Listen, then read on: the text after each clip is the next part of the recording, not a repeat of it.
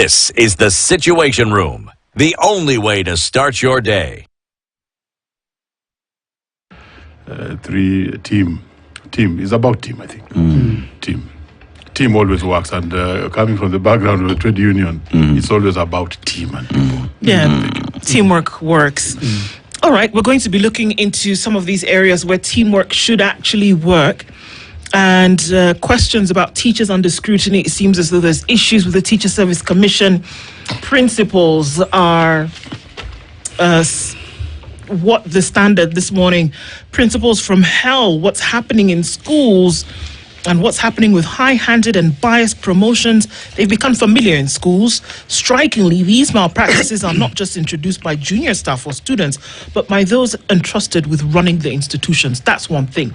Over the weekend, the president in Doha had an interview with James Bays, and he said that he had hired 100,000 teachers and had fixed the education problem in the country, and that there's a new funding model in place. Everything is fantastic. It's going on great. Is that the same bill of health that you would give to things, Wanamilemba? Very well, quite broad. That's a sector that encompasses very many people. We have more than 450,000 teachers and thousands of principals, both in secondary and in primary. And you did mention two things about one, promotions. Promotions is one of the biggest challenges for the teachers of this country because promotion ceased completely in the years 2017-18 and was only woken up later on about 3 years ago. And that meant that many teachers stagnated without any hope of promotion. And when even we woke it up, the amount given by Parliament for promotion was only 1 billion every financial year, and that was too little. So we did, as a union, approach and go to the Teacher Service Commission and questioned the amounts of monies that were remaining, courtesy of the teachers, principals who retire, natural attrition, those who die.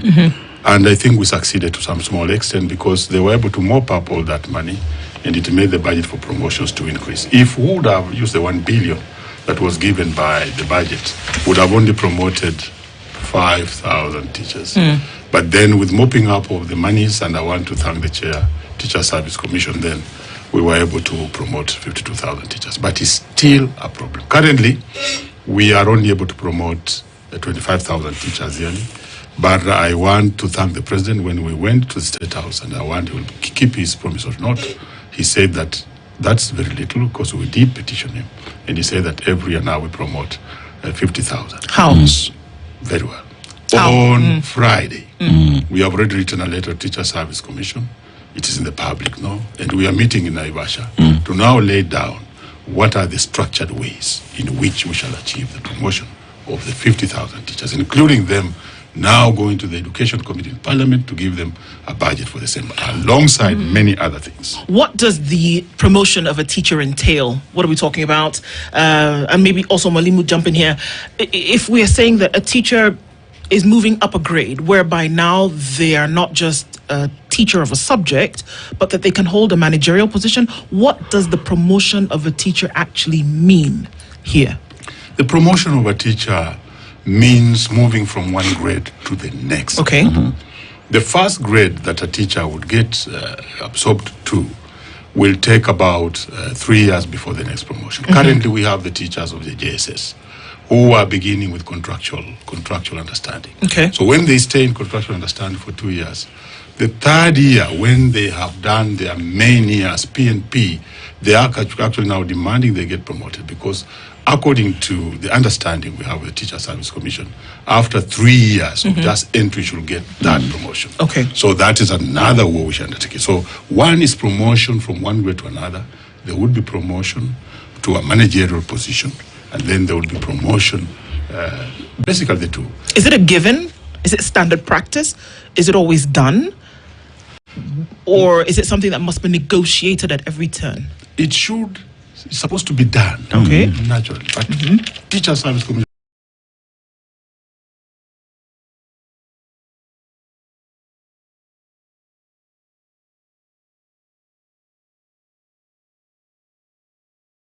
doesn't do that. Why? So we have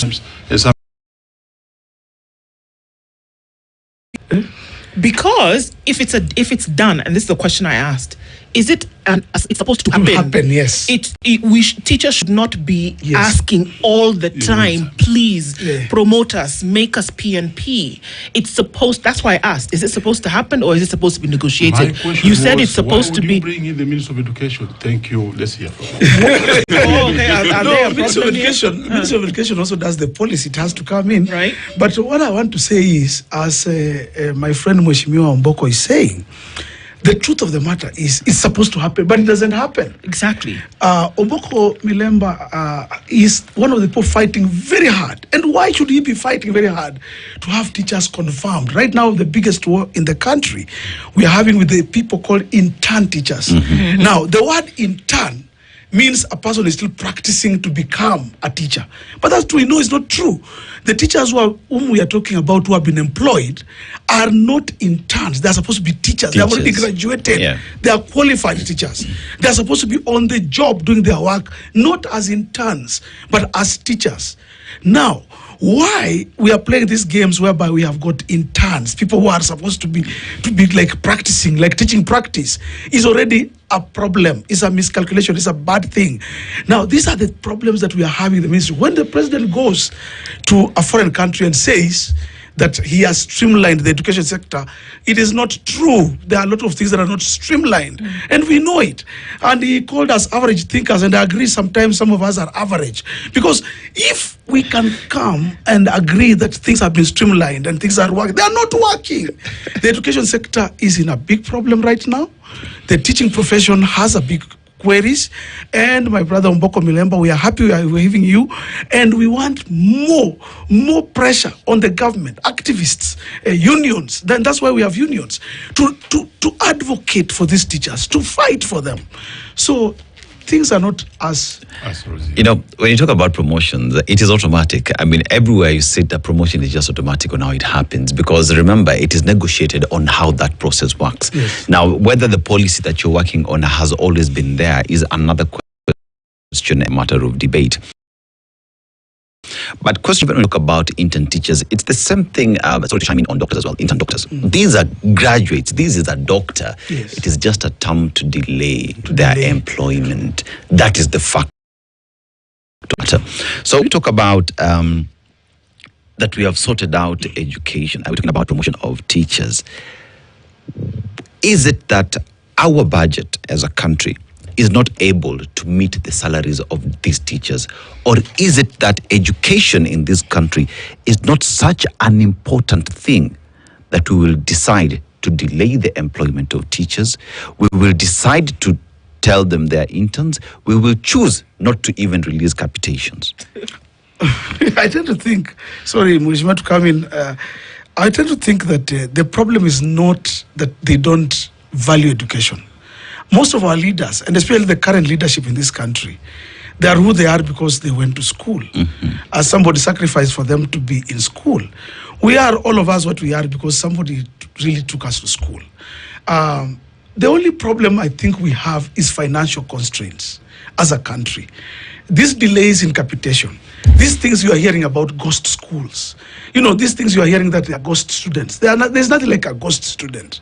These are terminologies used to delay those things like capitation.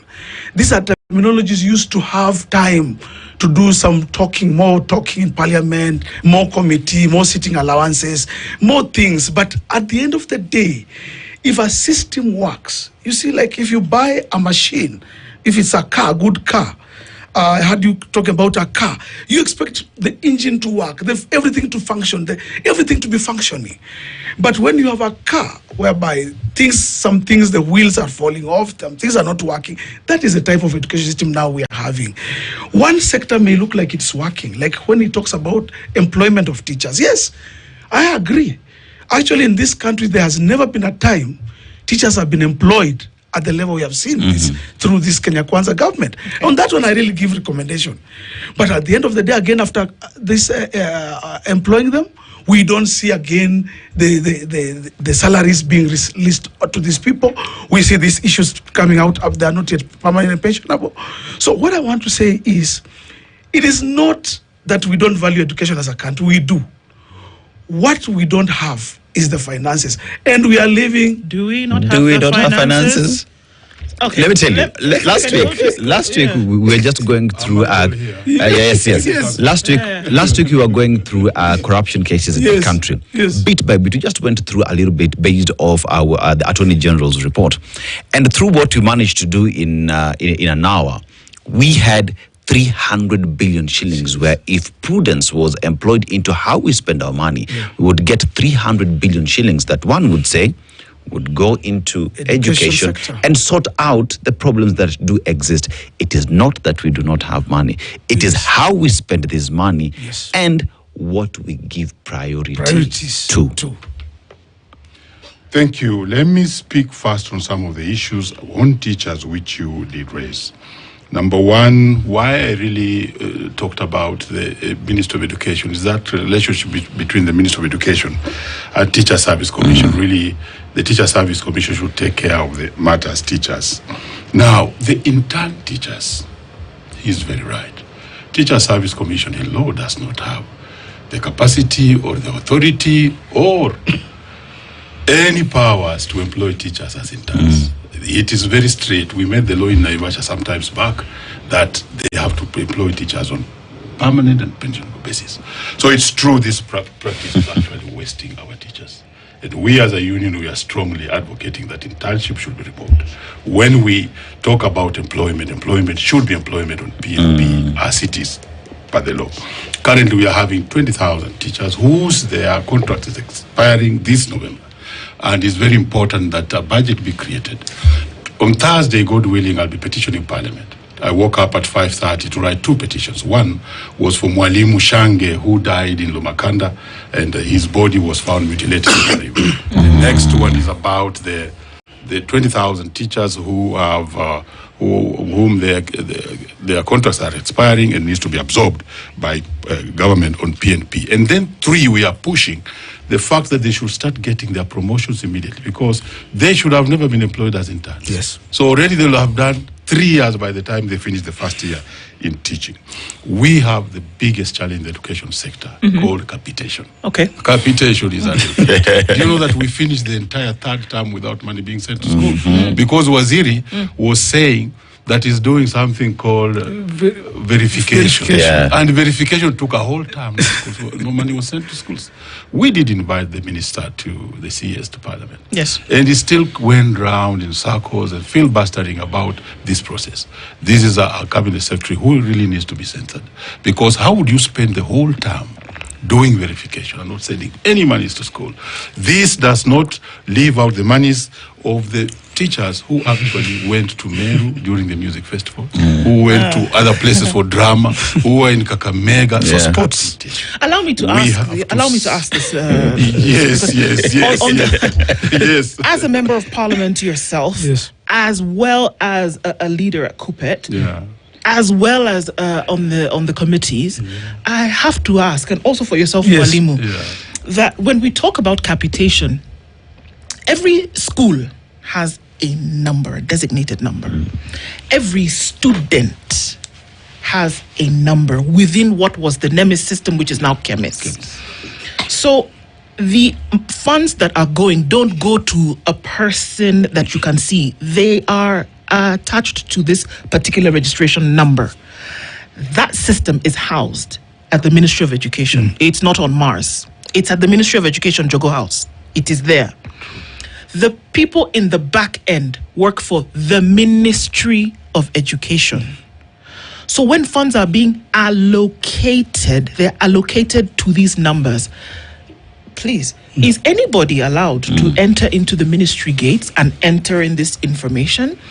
Anybody at all? Or must it be an agent of the Ministry of Education who then has a list of all the schools, and then they can see who is getting capitation to what number, to what institution? How does that work exactly? Because then it might give rise to the explanation that comes from Migos Agamba that they're still verifying. What do you need to verify? If you have the system, you are the one who allocates the numbers. So if you're allocating funds to a number, who else would have the information? Yourself. It is the minister and the ministry. Let me go first. Yes, please. I'm telling you, it took me to ask a question in Parliament. Unfortunately, when the questions were answered, I was in Wajir. So I want to thank Honorable Martha. She's the one who asked them on my behalf.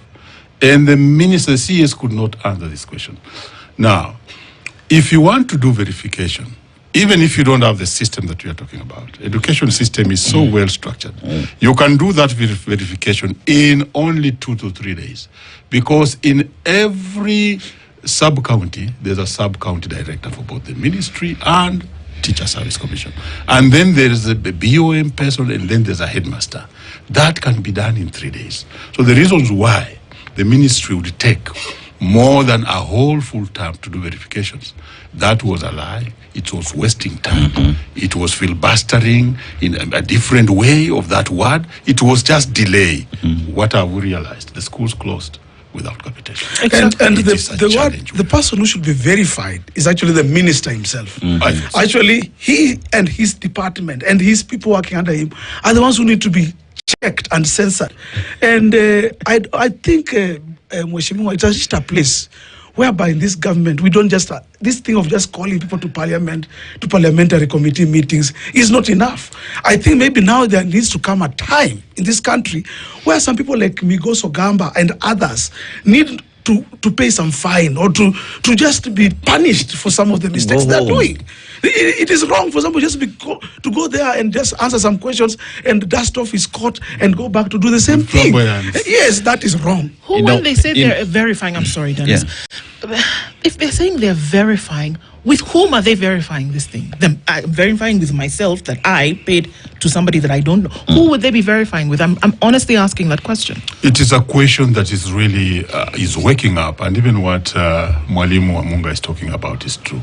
We have to get these things beyond just parliament, because if you are verifying among yourselves, among yourselves, you are not using an oversight from outside to do it, then it's a zero-sum game. We are actually not happy with what the ministry did. Students have gone home without capitation to schools. Some schools had to close early. And I think the Minister of Education has to be checked. But on the issue which you raised earlier on employment of teachers, like you said, Mwalimu Amunga, this has been magic. We have been here for a long time. We've never seen what we have seen. 100,000 teachers employed, though they are about 76, because it's 20,000. Not confirmed yet. But look at this. In the former times, when I was still around, at least I want to thank God, we would employ only 5,000 teachers every year. And in 5 years of presidency, we would employ 5,000 teachers. No, 20,000 teachers. So to employ 100,000 to take us, I don't know how many years. So this has been very, very remarkable. Yes. And it must be acknowledged. It must be. Only that what also we need to realize that as this new government was forming, we were beginning a new level of education called junior school or junior secondary school. We didn't have it before.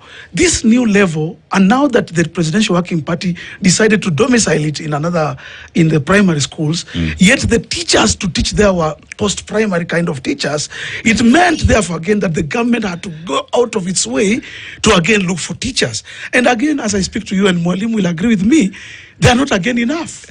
Actually, we are having one of the biggest shortages of teachers in this country is during this period, because all these things, these teachers we need, especially the junior, are teachers who are supposed to be able to teach specialized subjects.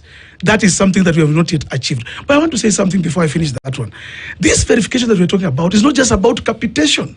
The ministry is not dealing very well in things like employment of people in sectors like the KICD, Kenya Curriculum, development. We talk about Semastea. Semastea is the Center for Maths and Science in this country. These are very key places in this country. The publishers, the books people publish, books that we read. These people, some of them, when you listen to them, they have not been paid. Some of them talk about, backlogs and so many other things. So actually, he may streamline the part of employing teachers, but there are things that go with it. I told you, education is like an engine. If the casket is not working, If the pistons are not working, if all these things are not working, then that education sector is not yet working. That engine will not move. You know, when you talk about verification, because now we talk about the chemists that we do have. So here's a question. In this entire system, we have what we call admins. And admins, they're those who override others because they have super passwords, right? Yes. Yeah. And all one would need to do, and I would want to really assume that the CS is a super admin in chemist or someone else. And all they need to do is look at Dennis Assetto logged into the system today. And these are the key points that he entered into the system. Yes. And according to number 00124 of 2025, this student that Assetto entered is a ghost. You need to go to Assetto and ask Assetto, why did you enter a ghost into the system? All that information is something that can be done in less than 24 hours. In less than 24 hours. So when you're being told that we are verifying, that verification aspect of a system that is digital and would give you information pronto is a lie. Yes. But apart from that, we are here celebrating that we have hired 100,000 teachers, 70,000 teachers.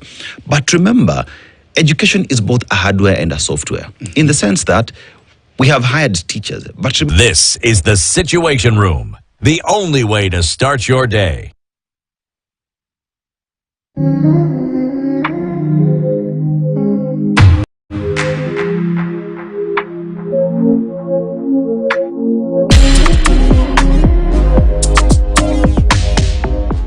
This is the Situation Room, the only way to start your day. What are we doing to address these issues? Because education is not just about hiring teachers. It is about having schools, having enough equipment that will enable this education system to be complete. Thank you. Finally, after the verifications, we are told there are schools which are being called ghost schools. Yes, some could be ghost schools. I don't know what they mean. But when it comes to education is not measured in the same way you do kilos, that this one is balancing the other side and this one is balancing the other side. There are areas which must have schools because of distance, because of infrastructure, and you may find there are smaller schools in those areas because of the fact that they are not accessible. These are areas which we must not close those schools. These areas are found in the Asal and other places. So the school system is beyond just measuring to the number of students. On the infrastructure, education requires enough classes, and there are not enough classes. It would have been easier if we had modeled the session paper number 1 of 2025, would have modeled the accommodation of the junior secondary schools into the secondary schools. Unfortunately, that seems to be now going under the water, because that would have really given that team and that group of students an array of access to many things, including the teachers who are available, including the infrastructure in the second schools and other things. I hope you are aware that we are operating a second school system now that is operating less its full maximum, because we have not been having Form 1. I think next year we shall not be having Form 2. Like that. So that should have been a gap that should have been filled. But I think our advice was not taken, because we did advise quite early. Currently, as it is, there are not enough classes, and the government must build enough classes. The CDFs must also contribute in building those classes so that we have enough classes for our junior schools. If the only thing we speak about today is capitation, then I think that's fine, even after this, because I don't think we realize just how serious this lack of payment of capitation is. That if the constitutionally education is described as a right, not a favor, in the Constitution as a right to the children of the nation, and that these children of the nation are described so until the age of 18, that let's not even look at tertiary, whereby it's in a public system and it's understood that in a public system the government will make payments to ensure that you go to school either at a subsidized rate or that there's certain safeguards that are put in place. That is guaranteed under the Constitution. So when we talk about capitation having not been given, we are breaking the law. We are breaking. We are not just not doing a favor, or we are not just explaining away a deficit. We are breaking the law. Now, mind you, before 2025, the capitation debt was at 64.6 billion shillings for 5 years. Billion. 64.6 billion shillings. Now, this year, we may not know that in the first term, there was a balance of about 2,000 shillings per student that was unpaid. In second term, there was a balance of 3,200 and so shillings unpaid to students. Third term, whether or not Migos Ogamba sent money when the term had closed or not, 4,000 shillings was unpaid for third term. So whatever money was sent in October, in my opinion, was paying the second and first term debts. So no money was paid in term 3. That's the truth. We are fast approaching term 1 of the school year 2026, when the burden on the shoulders of the system increases significantly, because we're now doing this pathways thing with the debt. Are we serious? And that's why you saw the other day the ministry fumbling around with some circulars about increase in school fees. 12%. Yes, actually, yes. And in that kind of fumbling that we saw happening, they also seem to say that they have actually reduced the capitation. The capitation has normally been 22,000 in high schools, boarding 22,200. But they are now bringing it down to 12,000. I think, is it 600? Something like that, according to the data I have here. So they seem to fumble, and when we came out again and made noise about it, they came up with another circular and said, no, we have not done anything like that. We are just kind of just streamlining a few things. But the truth of the matter is, fees has been increased in high schools starting next year. Students will pay more who are going to boarding schools and high schools that matter. And apart from that, that fee is not just for only boarding. Even what we have been calling the day secondary school, which are supposed to be free, now is no longer going to be free. And I am happy we have a very good person today in the panel, Omboko Milemba, who is not only a unionist, he is also a member of parliament. He sits in the, I think, in one Education of the committees. I no longer sit there. But he's in one of the committees. And he's also in the ruling party or coalition. I, as a person, I have differed so much with some of the things that we do as a country, because many times when we end up in this kind of roles and we politicize our education system, that's the word I want to bring about. We lose it. We lose it. We have professionals who are teachers. We have been left out.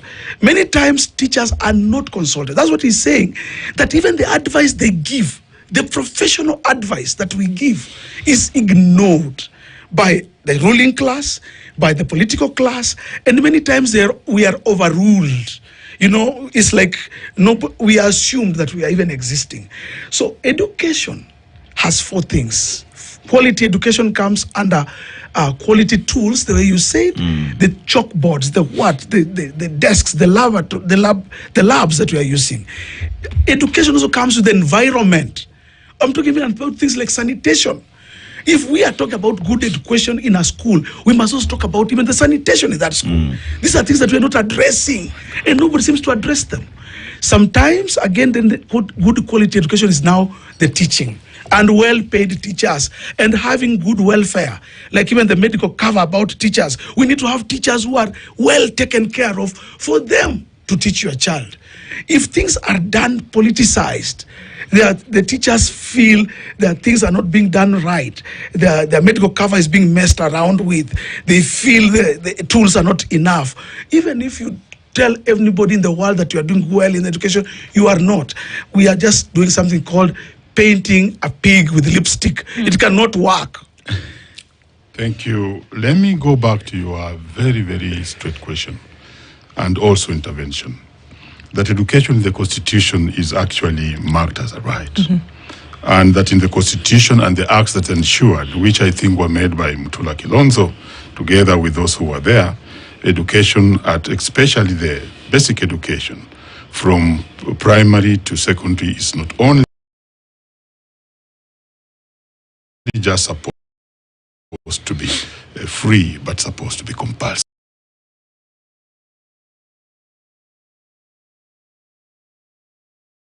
I did raise a question in Parliament, and I raised it to that time on the Minister for Treasury, on Bombadi. And that's the only time that we were able to realize that, after all, the capitation in schools was not going there at 22,200. Right. But he's the first minister to ever actually say the truth, because we were wondering what was happening. That actually the capitation is 16,700 or 800. Yes. And that's where we now realized. And we really had to push him very hard for him to say that statement. And therefore, the funding of education is not correct. But where did we begin? The first person who brings up the idea of free primary school education is Kibaki and Wamalwa. And they boast that in our first 100 days we shall do this. Indeed, they proceed to bring the free primary school education and bring some capitation of about 1,200. But then, when Uhuru takes over, I remember there was a Muiria Commission, and I was a member of the Muiria Commission. When we visited President Uhuru to present the paper, we actually told him that you need to do something on the second school education. That's how he brings the subsidized. The word is subsidized day education. That should be marked greatly. And basically, that's where we are. This is something that needs to be protected seriously. So where the challenge is, because you talked about this very, very emotively and consistently, the challenge is at Treasury. That the monies being sent to schools are not 22,200, but it's 16,700. Well, you know how they say they retain 5,000 shillings towards infrastructure. I challenged all those things. One thing, they were saying that they were retaining the money for infrastructure. There was retaining some for sports and games. Remember, I've just talked about the games teachers not being paid. So our demand to them is that send all the monies to school. Because when the Muiria Commission allocated this money, and you can check your notes, there was never a line budget for infrastructure. It was total money for schools. So the introduction of infrastructure is actually something that has come of late and is affecting the schools unnecessarily. So education needs to be funded properly. And the idea of increasing fees recently, there were schools that were charging students slightly much more less. And now they are being told to charge higher. I think that's not the correct way to go. It's something that we shall have to intervene again, so that fees is not made too high. After all, education at the basic is supposed to be free and compulsory, as per the Constitution. So, as you talk about that and interventions that are there, there is the aspect of political goodwill in solving out all these issues. Because remember, it is a right under the Constitution. We have a political class that has to ensure that the policies and all the laws that pertain to ensuring that this right gets to each and every child in the country is actually achieved. But here we are now speaking in terms of, do we have a political goodwill that will ensure the quality that you talk about, Mwalimu, is actually achieved, that the capitation gets to teachers on time? When you talk about automatic promotion of teachers, it's something that is done. Do we have that political goodwill to address the problems in the education sector? Very good question. And the issue about education and politics in this country, education is now used as a campaign tool. Our brothers and sisters who are in the political class, they use the word education to get bonga points, to get what I want, let me not advertise, to get what we call, they want to get mileage, political mileage out of education. So these promises, and Mheshimiwa has mentioned some of them here. He has said the leaders who have campaigned, somebody even one time came up and said, we'll give free laptops to all children in grade 1, or is it class 1? Yes. Of course, it was never achieved. These were political shenanigans, most of these things. So the word political goodwill goes also with political mileage of the person who is talking that time. Recently, we were summoned to State House. I happened to be a member of an organization that was also invited. One of my leaders is here who even addressed us at State House. And while at State House, what came out was we expected, or personally expected, that our leaders were going to talk about some of these things that we're talking about here. What did you talk about? The issues that we're talking about, capitation.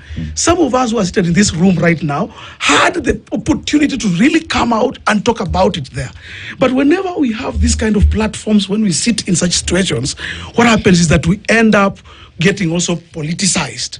We end up singing 2 terms, 1 term, and we end up forgetting the nitty-gritty of the education sectors, that things that are affecting us, the capitation, the issues that we're talking about, the verification of exercises, the issues about teachers' health. Actually, I'm so keen about this issue about teachers' health, and it was one of the topics we had said we'll talk about. But I want to just say, these are the things that we as teachers expected when we are called to the political level, like that platform we enjoyed last time, we will get.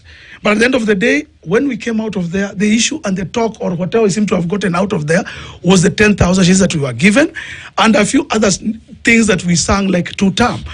What did we achieve when we met the head of state at State House? So maybe what you were going to do was not actually what was intended. And that is the question is asking, that do we have political goodwill? No, we have political drama in education.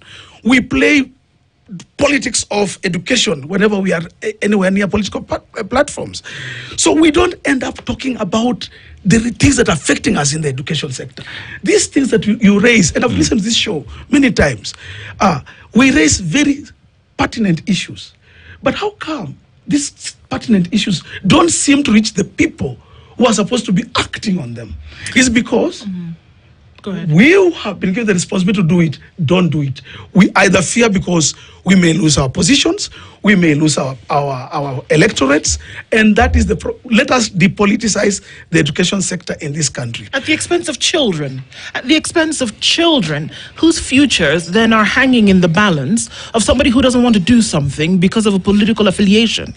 At the expense of children whose futures are permanently compromised at this age because somebody doesn't want to do their job, or because somebody's turning a blind eye to the blatant corruption, mismanagement, misappropriation of things, at the expense of children whose lives will be forever stained because of this foundation that they've gotten, which is shaky at best. Let me give you an example. We're going into 2026, yes, when we'll have the first cohort of grade 10. We were told that by the 31st of October, the books that will be used in these pathways would be ready. Today is the 11th of November. Not done. They're not there. We were told that we would be very clear. You're at the helm of Kupet. We were told that there will be a clear demarcation between who is teaching where, who is doing what. Still nothing. Not structures done. And whatever. Capitation for third term in 2025 was sent when children had already gone home. I can bet my bottom dollar that come January 6th, when schools open, money for first time will not have been sent, and we have a critical change that's happening for grade 10. This is the reality. Yes. It's not political, it's the truth. And here we are still flirting with the idea that maybe things would get better. It's not. Kwame Nkrumah said, let me just say something, Wesh. No, let me pick up from there. You had a good bite.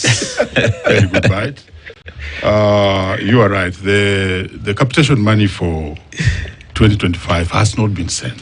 Don't even say that it was sent when students were at home, because we are following the track. Yeah. It's not yet in schools. Now, there are opportunities which we have had to interact and to get in spaces where you can influence the issues of teachers. And one of them was the one that was spoken about by my colleague here. Teachers were invited to State House, and I think I was one of the leaders of that particular delegation. And in State House, we took a petition. The petition was read by three leaders. The leaders were from Kesha, Kepsha, Kupet, and also Nat. And I think what we petitioned, rather, included CBA. You know, my biggest challenge for the teachers is the low pay they're having. And the CBA had been given, and the CBA is to be paid in 4 years. So the petition we gave to presidency and government generally was that CBA be shortened to 2 terms. That is 2 years. And that is why on 21st of this month, I'll be in Naivasha with Teacher Service Commission. We have also written to them so that we can intervene to see that how will this be structured. The next thing we spoke there, if you were there, was the issue of capitation to schools. And the person who spoke on capitation was the head of schools association. Yes. Yes. The chairman of the head school. And he talked very well. Very good. And now, thank you for being that honest. Because he spoke very well, and he was actually given compliments for his speak. And he explained everything, including what we have been told here. The third thing we spoke about was promotion. And that's how we got this aorta of extra 25,000 teachers being promoted, and which we want to put in structured way in Naivasha over the weekend. We talked about the hardship allowance. Remember, hardship allowance was being removed from teachers in certain areas which were already benefiting. And then we were able to actually seize it. So now teachers will get hardship allowance regardless of where they are. We talked about stagnation. And on stagnation, that's where we have the biggest challenge. We shall also be dealing with it in Naivasha. We talked about CPG, if you remember. Career progression guidelines. You should look in my eyes. I'm looking CPG, at you, sir. we talked about it. Yes. And the intervention is being undertaken Yes. on Friday and Saturday this month. You talked. So, I like the word you're saying. We talked. and that is the work. No of action yet. That is the work of a trade union. And now we are following it with the action. That's why we are having a meeting now. So I would also want you to be a good debater. So that when you speak on these things, you actually But this is the say problem. this what has been But done, I think this that has is not been done. Do we have a and so on and so problem forth. whereby we go to Naivasha? We also because talked about we go medical to. Sorry, Mheshimiwa. No, it is the president talked about it. We talk about having meetings. We go to Mombasa. Yes, we go Naivasha. to Nakuru. No, we go to Naivasha. We go and we're We go to holed up in a Dubai. hotel Yes. for 4 days to have a conversation. Yes. The time is ticking. These children are going to school in January. I'm so happy. The meetings that we have, unfortunately, rarely translate into a situation that we can look at and say, because of that meeting, there's money in the bank of these schools. That is what Should they not translate That is what I'm to telling something? Mheshimiwa. Talking is not action. We talk too much. We can talk in state house. We can talk in funerals. They talk a lot in funerals. They talk about education in funerals every day. They talk about these things, but they are not doing anything. That is the problem. He says we talked about stagnation. We are still stagnated. They talked about capitation. We still have not received. So what is this talking? What does it add us to? We as teachers, we as the education stakeholders, we are saying enough of talking, Mheshimiwa Mboko Milemba. Reach a place as a government and do something about our education sector. The president was the other day in Doha, Qatar. He talked. He said how this country is doing very well. That is mere talk. Talk. One lady called Lucy Kibaki said, Domo does not add value to this country. We are too many talkers and very few doers. The education sector needs doers right now. And I must finish just by saying this thing. My brother has said that there was something talk about medical cover. It was not the unions that raised the issue of the medical cover with the president. It's the president who raised it himself and said, we want to overhaul the medical cover. And as days have gone by, we have seen the rush of rushing teachers to the so-called SHA. And we saw my brother here seated here and others yesterday signing a deal for teachers to enter into the SHA medical cover and removing teachers from their comprehensive medical cover which they have been having. And we have seen teachers who are in Mombasa right now for another talk conference saying there again that they were not consulted. There was no public participation. All we are trying to tell this government, we are aware there are a lot of deals going around. Most of our leaders, whom we are calling political leaders who are in the education sector, there are a lot of, when you hear they are going to Naivasha, when you hear they are going to Mombasa for CAPTCHA and all these meetings, when you hear that people are going to State House to meet the president, we are not going to do much apart from cutting deals. This education sector must reach a place we stop cutting deals and handle matters that are affecting the education sector head on. My question is really simple. With all these meetings that we're having and the talking that is happening, do we really need them? Because one would argue that we have an education policy that guides how education will be implemented in the country. Why are we sitting down to discuss about employing teachers, yet there is a policy guideline on that? Why are we sitting to discuss about capitation, yet we know very well schools need capitation? When will we sit and say, capitation was needed, it was sent? All we need to discuss about is CBA that is there, and we need to discuss how we are implementing these things. But sitting down to discuss something that is clear and open, I'd say, is a waste of time. Thank you. The foundation of trade unions is based on dialogue. And the coming up of the trade unions was originally because that the workers were having direct interactions with the employers. So we have the tripartite. And the tripartite is about dialogue and talking. When you completely push out discussions of dialogue in the trade union movement, then you have killed the negotiations. Even on capitation? CBA CBA is based on negotiations. So what we are doing, once you talk, for instance, we had the talk, what you are calling talk, we now turn it into a structured meeting, like what we're having in Naivasha. And then you turn it into a CBA, because there's no way you will actually now actualize the money without taking it to the CBA. On CBA, Milemba, I agree. But Wait on a minute. capitation, But do we really need to sit to talk about I'm capitation? talking to you about the structure of getting these things done. So you talk within a room, you take it to CBA, you sign to CBA. Because there's no way you'll bring monies into the CBA without having a discussion. So for me and trade unions, talking is the beginning, pushing is the action, and getting to the action is the action.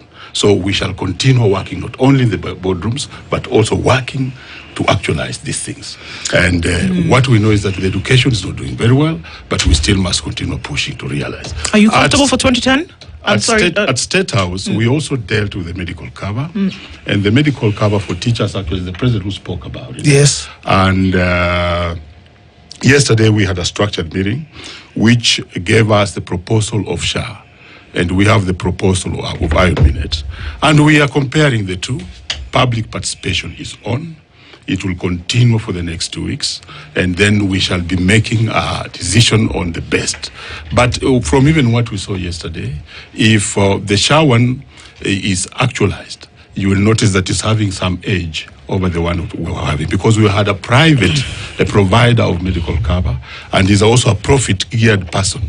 So he insists that, for instance, for a teacher to go to hospital, you cannot go there twice or thrice in a week. You must go there once, and there are many things. So we have let it to go to the teachers. The teachers will give their And the opinion, teachers, as teachers on the ground, we are speaking. We have spoken in Mombasa. The teacher, actually, from me, I'm personally living from Mombasa.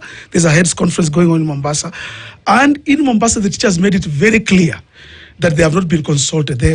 We saw the unionists signing. We did not sign anything. Okay, we saw them kind of talking about this issue. The issue talking. Let me talk about. Sorry, my brother. That cannot say the word signing. Okay. But what I want to say is, we saw them seeming to agree that we are moving to SHA.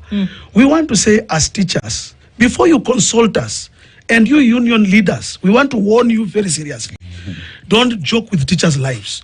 If you take us to a program that people are already talking about has failed, it is not working. You know, you go anywhere in this country, anything talked about called SHA, we are hearing about corruption, we are hearing that it's not working, we are hearing that so many talk that people are used to is going on with the SHA thing. Too much talking and very little going on in SHA. We as teachers are warning our union leaders very directly. Teachers' lives matter. Don't trade, don't cut deals with our lives. We have had our insurance medical cover, comprehensive, on Minute. We have had our issues, yes, but we had hoped that our issues can be corrected within that.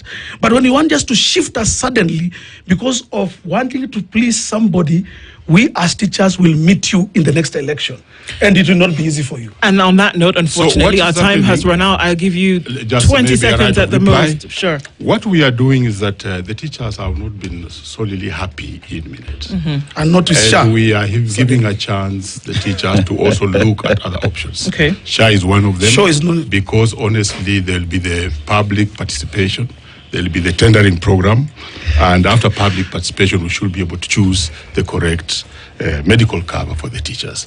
And that we shall do it also in a structured way and consulting the teachers. So also be consulted as you go in Mombasa. What is going on there is public participation. It will also go in Migori next week when we have the ADC, and finally we shall get a place. Thank you for those contributions. With a yes or no answer, very quickly, the last, are you comfortable with the direction we're going into 2026 with the grade 10s? Yes or no? Grade 10 will be okay. Yes or no? I'm satisfied. Are you okay? no, of course not. We cannot be satisfied. It's 2 minutes past Teachers 10. are not ready. We are not too. All of us, the finances are not there, capitation is not there.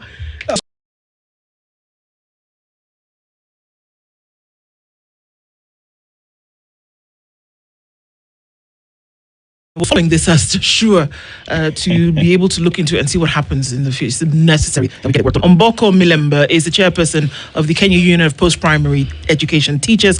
Mwalimu Peter Amunga, education advocate, teacher, as well as researcher at Kewata. Thank you both for being here this morning. It's 2 minutes past 9. We look forward to the next one. Good morning. This is the Situation Room, the only way to start your day. Every now and then, fake news